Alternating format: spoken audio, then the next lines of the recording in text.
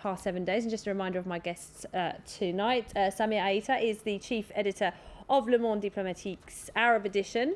Laura Angela Bagnetto is a journalist at Radio France Internationale. Anne-Elisabeth Mutet is a columnist for the Sunday Telegraph.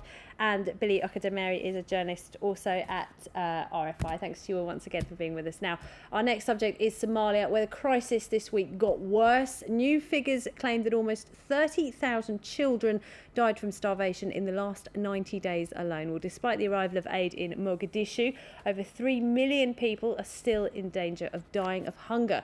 Well, the UN says the famine is spreading rapidly across the country and relief efforts are being hampered by the fact Somalia has been in a state of anarchy for almost 2 decades, with large swathes of the country under the control of Al-Qaeda linked rebels. Laura Angela, I'll start with you. No signs that this crisis is getting any better. No, they just added 3 more districts in Somalia this week that are now hit with the famine. It's a major problem. There has been some aid that has come in, but not enough. The International Committee of the Red Cross has brought in some, but there's not enough people to distribute it. That's one of the problems.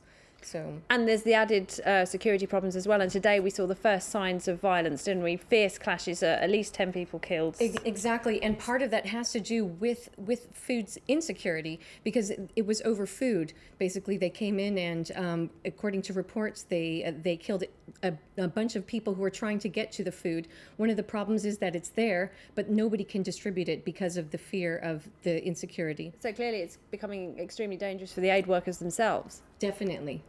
And there's only a handful. There's only about a dozen who Al-Shabaab have allowed in. So that's also another problem. All right. Now let's talk about solutions, Billy, because I want to talk about the African Union. This huge crisis is going on and they've postponed having a meeting about it until the 25th of August. This seems quite a strange thing to do given how serious this is. Very strange indeed. Like the crisis in Libya, the African Union is again sleepwalking into this one. Its response has not been serious. So far, it has only given $500,000 worth of aid in response to the situation. But let's forget the African Union is not a very rich organization the way the European Union is. But at least they should have shown political leadership by trying to draw the attention of the international community to this. It's like the world is acting while the African leaders are basically busy doing things which they shouldn't be doing in a situation like this. I know for sure that even the Americans have started moving in. They have given some aid, of course, but they are putting it at the top of their foreign policy agenda this week. This weekend, the wife of the vice president of the United States, Jill Biden, is leading a delegation of American officials to Nairobi on Saturday as part of the assessment and the response, and to show that they really would like to act. As Hillary Clinton on Thursday issued a statement calling on Al-Shabaab to allow the aid workers unfettered access, at least. And the mere fact that they are doing that at that level, making a direct appeal to this organization, which is considered a terrorist organization, shows that they are doing something. And, But there are reports on there that they do have funding problems, because Egypt and Libya, I think, were some of the biggest contributors to the African Union coffers. And of course, with what's going on there at the moment, that means that funding isn't getting through.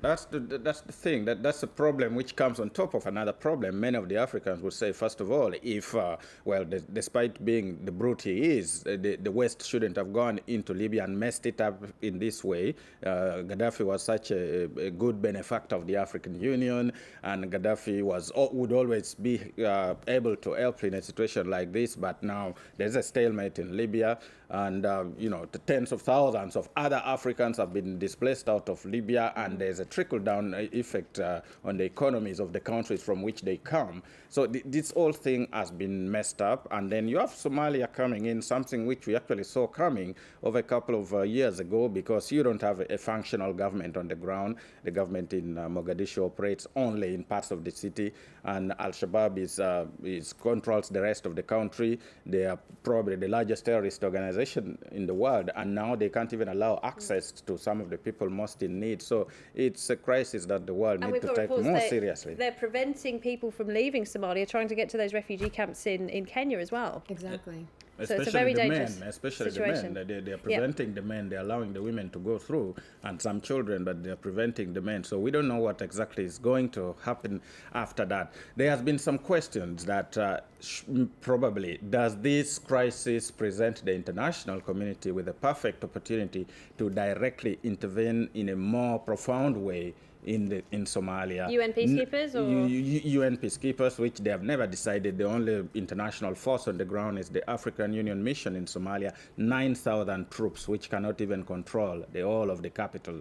At least they can control parts of the capital where the aid, the relief is arriving for now. But what about the other parts of the country? Right, and what about aid? Because millions, billions of dollars have been poured into this region over the past few years, and yet we're seeing a disaster on an epic scale. How is this allowed to happen? Where's that money been going? Well, there's a lot of problems with that. One of the things is that the U.S. had put the kibosh on allowing aid or any humanitarian organizations to use to distribute food. They just released that problem this week, so now anyone can help, which is a really big deal. Sheikh Sharif Ahmed, who is the president of Somalia in the weak transitional federal government, he was complaining that there was not a lot of coordination with Arab and African countries with giving out aid. So now Turkey has called on the Organization of the Islamic Conference to pledge money later this month to help them, to give an Islamic push to this, because there's a major problem. Well, quiet now. What about Kenya? How have they been in? Because Kenya, of course, is where all the refugee camps are, and these people from Somalia are trying to make it to these camps. They have been criticised somewhat, haven't they, for not opening up the camps on time and not providing access? Well, that one camp, the second Dadaab camp, has been opened, but they're opening it in very small increments, which is the problem. The Dadaab camp is there's 40,000 people there, so basically what they're trying to do is trying to put more people into the new camp, but it's very little at a very little time. The Kenyans themselves, ordinary people, are giving money to help Somalis in need, which is really amazing. But also let's not forget that Kenya has got its own substantial Somali community, and in areas which are also affected by this drought, which has affected much of the Horn of Africa, and so it has also to help its own people, and it has at the same time to deal with the influx from Somalia. And the big question for the international community is really, it's of course easier to help those who have already moved into camps in Kenya, but is that the best approach? How many people from Somalia during this season can actually make it into those camps? As you see, the UN already saying this week, and the United States saying that 29,000 children have already died in the last 90 days alone, and this is a country where no one has ever taken a census of anything. How many more have died, which we actually don't know about because there's no access into those villages to find out. So it's quite a huge humanitarian crisis, which I think they will have to respond to even in a bigger way than they responded to the Ethiopian famine in 1980s. And what do you think about how the UN is dealing with this? Is this just kind of putting out the fire immediately? Is there any long-term plan to prevent this from happening again in the future?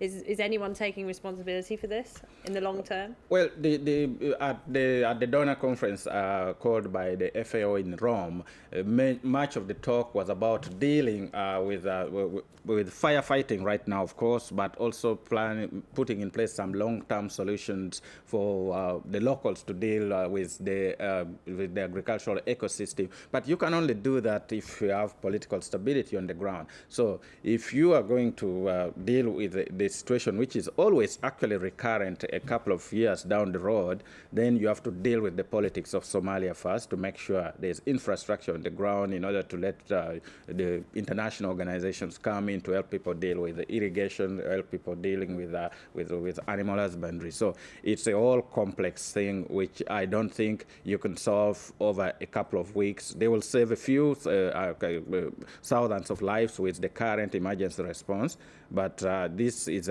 something which is likely to recur unless they find a more holistic solution. Okay, all right. Well, am I astonished that nobody talks about Ethiopia and its role in the thing? Ethiopia's role in the... Yes, because it's responsible of the political mess in Somalia. I mean, the United States chose Ethiopia and pushed its intervention, and there was no deal between the two. So they have a part of responsibility and thing, as well as But Ethiopia are affected by the crisis as well, of course. Yes, I know. Yeah, but there's they have troops and they are responsible for the Exactly. things. The Somalis- And the international community is somehow responsible of leaving Somalia to its fate between the Shabab and the Ethiopians. Let's say it this way. Right, I think it's agreed that it is a failure of the international community on all sides. All right, well, let's move on to our last topic for discussion tonight then. Developments in the Middle East, of course. 2 uprisings, both turning out very differently. In Egypt, a hugely symbolic moment this week when former strongman Hosni Mubarak was wheeled into a courtroom on a stretcher where he faced charges of brutality and corruption. He denied them all.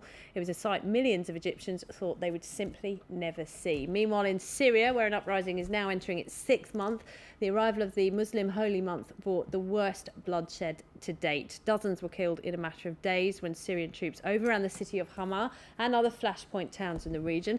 The UN Security Council condemned the violence, and crucially, Russia toughened its stance on the regime, the traditional ally, calling for the violence to stop immediately. Samir, let's start with Egypt. Just the fact that Mubarak was in court was a victory for the revolutionaries in itself, wasn't it? They really did think this day would never come.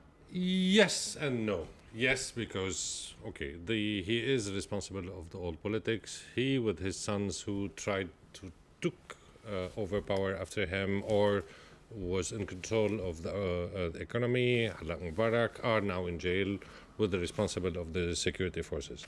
And no, because somehow all this is like a show to cover the big difficulties that there were before, a few days before, between, let's say, the revolution, the people, the youngs, and etc., and the military committee.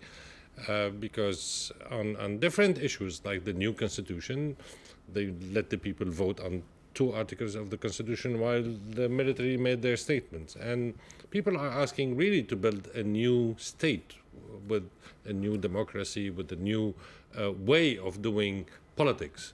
And the military seems not willing to do that. But do you think it's important in terms of moving forward for Egypt from its autocratic path into a democracy? Do you think that this trial has to happen? Yes, but putting too much media, public opinion, and etc., I'm always somehow suspicious about this. This always covers something else. Exactly. We got indications from some of the people we spoke to in Egypt during the trial, the public trial of Mubarak, that much of this was mainly really to placate the youth of the revolution, as they are called. Because they've been out on the streets again. They have been out on the streets, and displaying Mubarak in a cage like an animal like that was in a way supposed to generate public sympathy for him from the greater Egyptian society, which doesn't seem to have happened. But it also seemed to have backfired in a way, because really the military not only have to go ahead with the trial and finish it to its logical conclusion, it has also to bring in many more others and try them. Otherwise, and many of the human rights activists have actually been asking that Mubarak shouldn't only be tried for what he did in the last 6 months, towards the end of his for the past 30 years, and I don't know whether they will get a closure by that. But they're calling this a test case. I mean, that's a big deal in itself. That this is the beginning of what could happen. People are looking very eagerly at how the defense is working, how the prosecution. In fact, there was a lot of criticism with the lawyers of the victim, the victims of the families of the victims, because they were not using their judicial background right, and there's a lot of concern about whether this will be a fair trial, isn't it? Exactly, and so that's another point that needs to be brought up. Absolutely, and one man who'll be watching that trial extremely closely and possibly being worried about it as well is, of course, Bashar al-Assad in Syria. Yes. Because this, it seems, is what happens to dictators when the uprisings are successful. Yeah, first on Syria, I think Bashar al-Assad is finished. Means politically in Syria, this is only a question of time. He had, contrary to Hosni Mubarak, all the assets to, let's say, move with the wave, what I call the youth tsunami in the Arab world. He made it all wrong. There was a funny slogan saying the regime want to topple the regime, not only the people want to topple the regime. They made all the mistakes possible, including this, let's say, stupid idea of coming and sending the forces everywhere in Hama, in Daran, etc., in the same time at the eve of Ramadan. This is really crazy. Are you encouraged? Nobody will accept. Are you encouraged The problem- by Russia this week? Because Russia is a traditional ally of Syria, and it's Dmitry Medvedev's tone is getting a lot sterner. Do you think that could be a turning point towards some kind of action from the international community? We saw a statement. We don't even have a resolution on this. It violence yet. does only reflect that, let's say, the Syrian people and the allies of Syria go in private and ask even the Iranians or the Hezbollah are disgusted with this policies. It means no leader could send the army killing its own people, whatever the reason. Especially if I and ask this most of these this uprising is peaceful, people funny in sometimes and etc. This is shocking. Getting back to the thing on Hosni Mubarak and the trial, the problem is not revenge. People in Syria don't want to the revenge on any of the guys there. But there were calls They today want for to the build first something time else. for Al-Assad to face the death penalty. For the first time today, we heard protesters saying that, didn't we? Yeah, but this is because they are angry and etc. But I think the political solution will have to because of the confessional things and etc. have to set, let's say, the form of the new regime before toppling it, and this is one of the major difficulty. And then I made a joke with one Egyptian colleague saying Syrians came late to the Arab uprising, to the Arab Spring, but they are moving quickly. Maybe they will get the things on the end side much faster than you. I mean, the situation is blocked in Egypt today. While the things now discussed inside Syria is really how to build a new system and how to forget about some of the killings and etc. because you cannot pass your time with trials. Okay, all right. We're going to have to leave it there, unfortunately. We have run out of time. Thank you to all of my guests tonight. And thanks to you for watching. That's it for The World this week. We'll be back next Friday, and I'll be back with another debate on Monday. Business is next, followed by the headlines. Stay tuned. This is France 24.